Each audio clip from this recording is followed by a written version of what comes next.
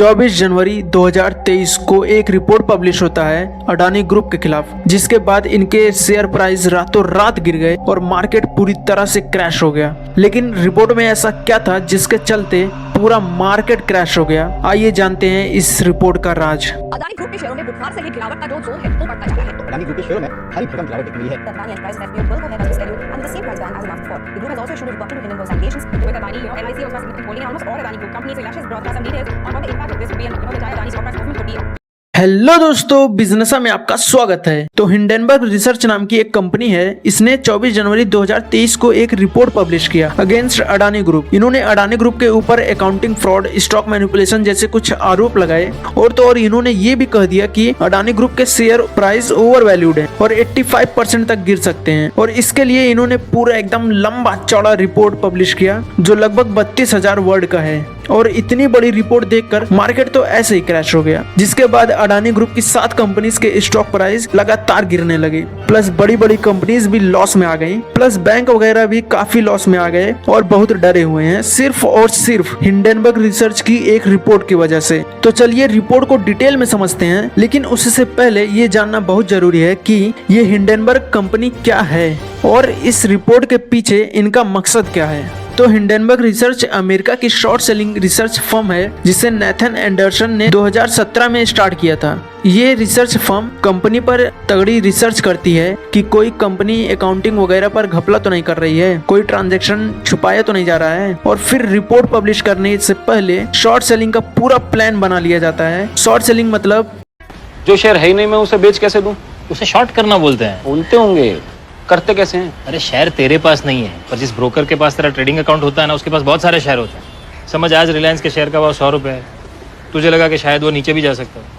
तूने ब्रोकर को बोला कि तेरे लिए 10 शेयर 100 रुपये के भाव से बेच दे। उसने 100 रुपये के भाव से 10 शेयर बेच दिए, तो उसके पास कितना पैसा मिला? 1000। तो वो 1000 मेरे हो गए? अरे अभी नहीं, पैसा ऐसे नहीं मिलेगा। पहले जो शेयर बेचा है वो वापस खरीद के देना पड़ेगा ना। हाँ। और ये सेटलमेंट के लिए शेयर मार्केट में 14 दिन का साइकिल चलता है। अब इस 14 दिन में शेयर का भाव कभी ऊपर कभी नीचे सब हो सकता है। 110, 120, 80, 90 कुछ भी। जिस दिन शेयर का भाव 80 होगा, तूने अगर ब्रोकर को बोला कि मेरे लिए 10 शेयर खरीद लो, तो उसने वो 10 शेयर कितने में खरीदे? 800। हाँ, इसे बोलते हैं ट्रांजैक्शन स्क्वायर ऑफ करना। 1000 में बेचा, 800 में खरीदा, प्रॉफिट कितना हुआ?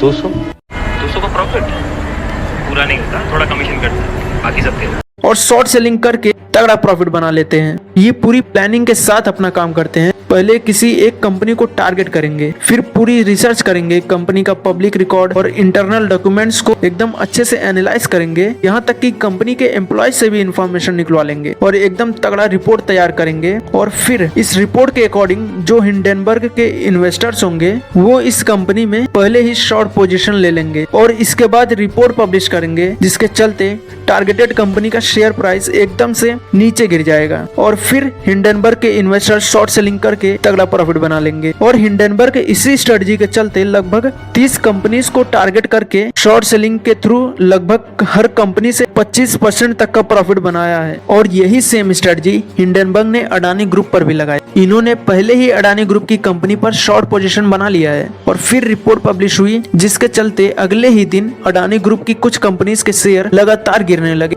और इस रिपोर्ट के चलते अडानी ग्रुप के इन्वेस्टर्स को भी काफी लॉस हो गए। तो अब देखते हैं कि इस रिपोर्ट में ऐसा क्या है जिससे सब डर गए हैं और पूरा मार्केट ही क्रैश हो गया। तो सबसे पहला पॉइंट इन्होंने बताया कि अडानी ग्रुप की 7 कंपनीज ऐसी हैं जिनका शेयर प्राइस 85% तक गिर सकता है due to high valuation of these companies. और दूसरे पॉइंट में इन्होंने बताया कि अडानी ग्रुप का 7 में से 5 कंपनीज का करंट रेशियो 1 से कम है और ये माना जाता है कि कंपनी का करंट रेशियो 1.5 से ज्यादा होना चाहिए। लेकिन हिंडनबर्ग के अकॉर्डिंग अडानी ग्रुप के कंपनीज का रेशियो 1 से कम है। और तीसरे पॉइंट में इन्होंने बताया कि जो अडानी ग्रुप के ऊपर डेब्ट है वो लोन के फॉर्म में है, जिसे शेयर को प्लेज करके लिया गया है, मतलब कि शेयर के बदले लोन लिया गया है। और हिंडनबर्ग के अकॉर्डिंग शेयर का प्राइस ओवर वैल्यूड होने के कारण अगर शेयर का प्राइस गिरेगा तो जिसने लोन दिया है शेयर के बदले में वो इस शेयर को बेच सकता है ताकि ज्यादा लॉस ना हो उसका। और जैसे ही लोन वाले शेयर को बेचेंगे तो शेयर का प्राइस और नीचे गिर जाएगा और फिर इन्वेस्टर्स भी अपना शेयर बेचने लगेंगे ताकि उनका भी ज्यादा लॉस ना हो। और ये साइकिल ऐसे ही चलता रहेगा और शेयर का प्राइस गिरता रहेगा।